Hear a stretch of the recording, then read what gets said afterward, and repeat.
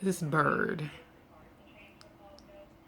I don't know if he sees another bird in his reflection or if he's just trying to get into the house. But this freaking bird all day long just keeps it tapping.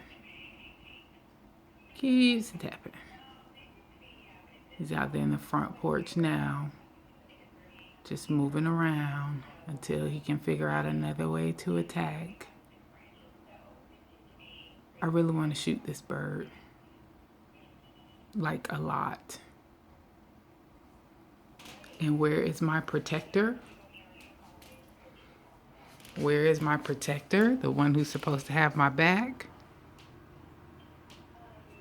Yeah, he tries to cover up his ears so that he doesn't have to hear the noise. Freaking ridiculous.